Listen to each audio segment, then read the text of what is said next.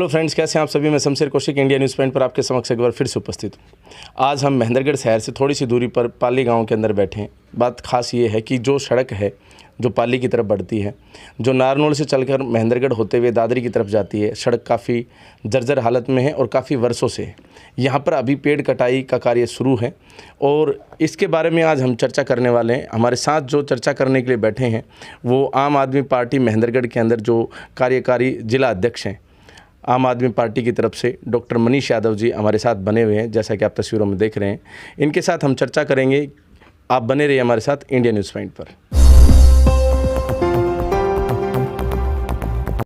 Sir, आपका स्वागत है India news point. Very thank you Shamsher Kaushik जी।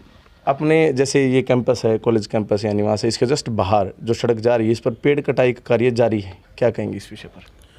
देखिए, स्टेट हाईवे 148B जी, ये वर्षों से लंबित एक सड़क है जो कि नेशनल हाईवे द्वारा, पहले नेशनल हाईवे अथॉरिटी द्वारा नेशनल हाईवे घोषित कर दी गई। जी, लेकिन इन सरकारों में आपने देखा होगा ये जो हिस्सा है ये जाना था आपका हिसार से और कोटपुतली को जोड़ना था, लेकिन दादरी के मंदोला तक, दादरी तक ये सड़क जो है बन के आ गई, वहाँ तक वो नेशनल हाईवे बन के आ गया। दादरी से महेंद्रगढ़, महेंद्रगढ़ से नारनौल, जी, इस दूरी को दोबारा से इन सरकारों ने वापस स्टेट हाईवे का दर्जा दे दिया। तो ये साफ नज़र आता है कि दक्षिण हरियाणा का महेंद्रगढ़ ज़िला किसी भी सरकार में अब तक क्या अहमियत रखता है। जी, जो चीज़ दादरी तक नेशनल हाईवे के रूप में आई और आगे आके फिर से वो नेशनल हाईवे का रूप नहीं ले पाई और स्टेट हाईवे में कन्वर्ट हो गई। ये 2010 से लगभग इस सड़क के घोषणा हो चुकी थी कि हाँ, इसको स्टेट हाईवे से नेशनल हाईवे बनाया जाएगा, 4 लेन बनाया जाएगा।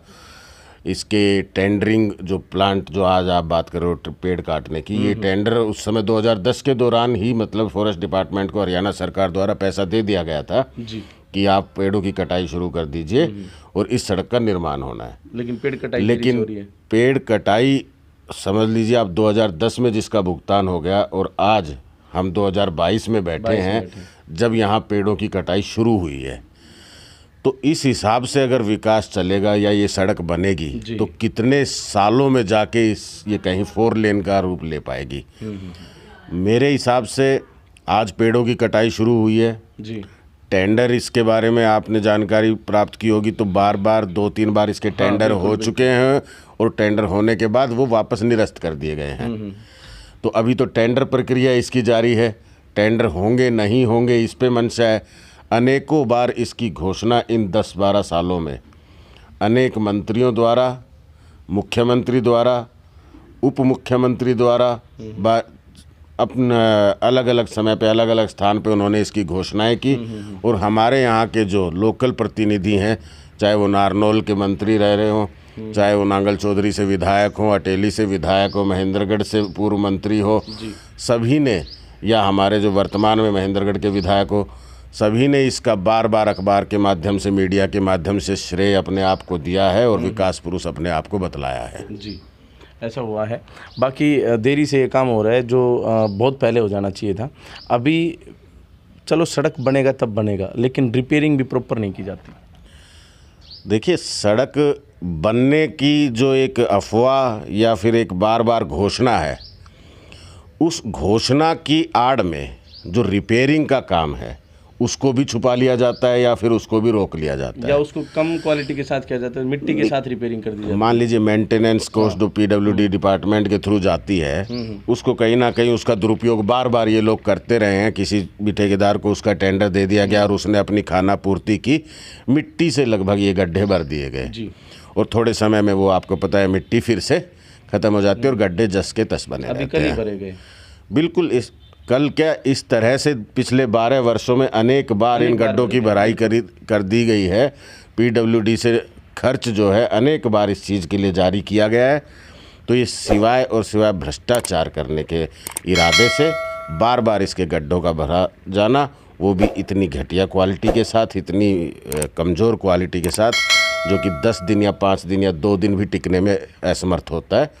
इस क्वालिटी के साथ ये लोग गड्ढों को भरते हैं और इसकी घोषणाओं की आड़ लेके ये बताया जाता है कि भाई अभी इसका निर्माण कार्य जो है या इसकी रिपेयर जो है वो सिर्फ पैच वर्क से की जाती है।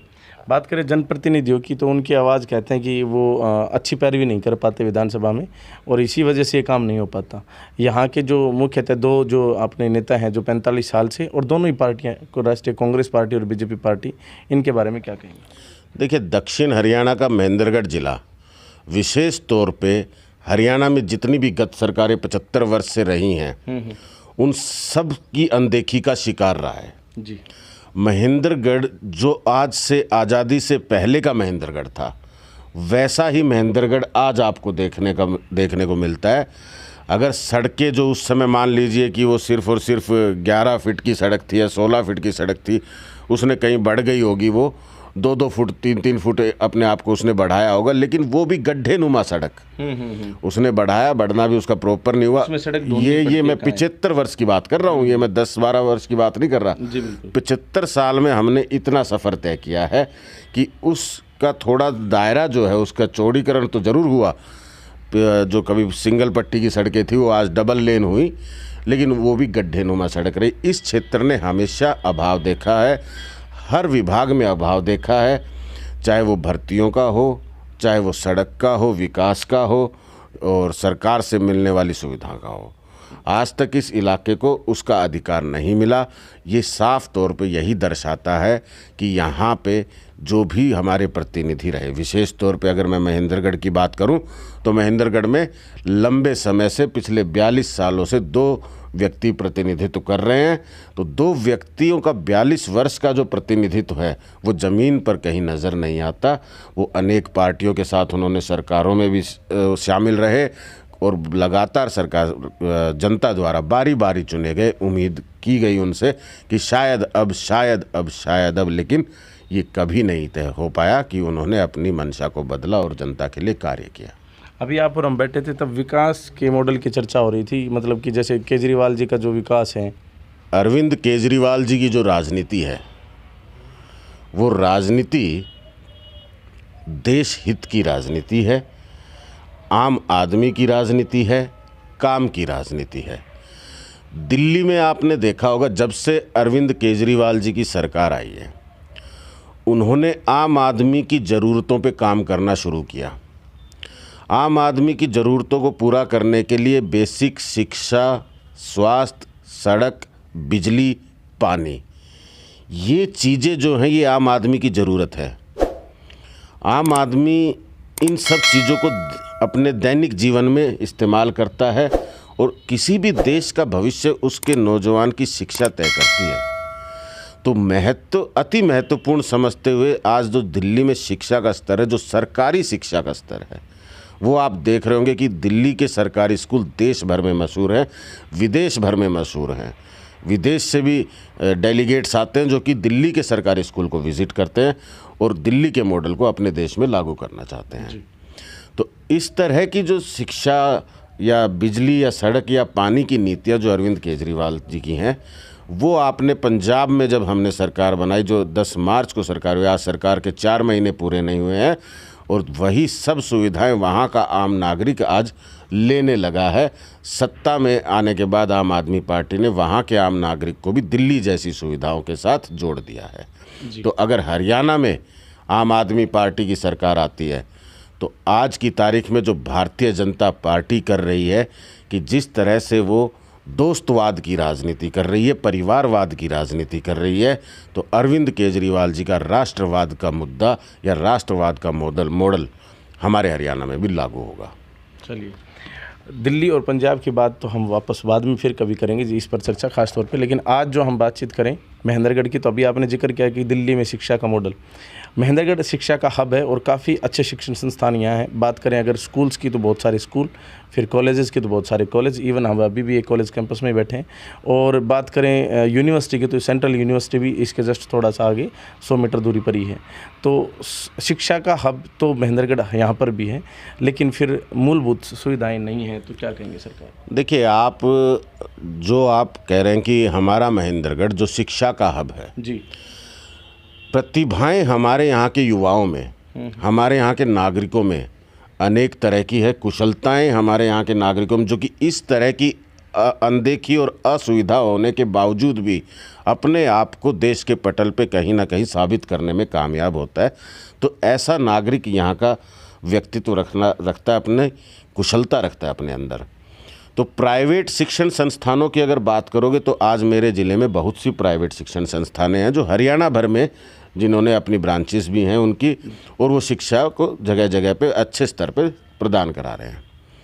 लेकिन बात आती है जब सरकारी शिक्षण संस्थानों की, तो जो सरकारी मॉडल होता है शिक्षा का, वो अधिकार है आम नागरिक का, गरीब नागरिक का। अगर आप शिक्षा पैसे देकर ले सकते हैं तो हमारे यहाँ प्राइवेट इंस्टीट्यूशन हैं और प्राइवेट इंस्टीट्यूशन में वो बच्चा पढ़ाई कर सकता है। लेकिन जिसकी क्षमता वो अदायगी करने की नहीं है या इतनी महंगी फ़ीस अदा करने की नहीं है, आप उस इंसान के अधिकारों को कैसा पूरा करते हैं, ये सरकार का काम होता है। अगर सरकार सरकारी स्कूलों में व्यवस्था को सुधार दे, सरकारी कॉलेजों में व्यवस्था को सुधार दे, तो इसका सीधा लाभ जो है वो एक गरीब इंसान को मिलता है, यहाँ के आम नागरिक को मिलता है। आज हमारे यहाँ का इंसान मजबूर है कि उसे प्राइवेट इंस्टीट्यूट में बड़ी फ़ीस या ज़्यादा फ़ीस जमा करा के या महंगी पढ़ाई पढ़नी पड़ती है और फिर वो अपना भविष्य तय करता है। तो मेरे जो समझना है, आप कहते सेंट्रल यूनिवर्सिटी हमारे महेंद्रगढ़ ज़िले को मिली कांग्रेस काल में, तो 2011 में 10-11 की जो सेंट्रल यूनिवर्सिटी है वो आज 2022 में अपने 10% जो कि उसका मॉडल है, उसका जो प्रोजेक्ट है उसके 10% तक पहुंच पाई है। अच्छा, तो आप ये सोचिए कि वो अगर 12 वर्षों में अपने आप को 10% पूरा कर पाई है तो 120 साल में लेके जाएगी, तो 120 वर्ष तो वो तय करेगी अपने आप को स्थापित करने में। सही बात, अगली सदी में। तो ये मात्र एक घोषणा कर देना, उस चीज़ को यहाँ ले आना और फिर ले आने के बाद उसके लिए बजट ना देना, ये दर्शाता है कि आप महेंद्रगढ़ को कितना गिनते हैं, कितना मानते हैं, किसी भी सरकार के लिए महेंद्रगढ़ कितना अहमियत रखता है। और यहाँ का प्रतिनिधि जिसकी ये जिम्मेदारी है कि यहाँ होने वाले सरकारी कार्य, सरकारी योजनाएं, उनके लिए वो सरकार से मांग के उचित बजट लाए, ये विफल रहे हैं, सदा विफल रहे हैं और आज भी हम उस चीज़ को जूझ रहे हैं। जी, तो सर काफ़ी बेबाकी से आपने अपने विचार रखे। बाकी ये वीडियो को हम ज़्यादा लंबा नहीं कर सकते। जो आम आदमी पार्टी है उससे संबंधित हम अगले किसी इंटरव्यू में बातचीत करेंगे। आज के लिए आपका बहुत बहुत धन्यवाद सर। बहुत बहुत धन्यवाद आपका शमशेर जी।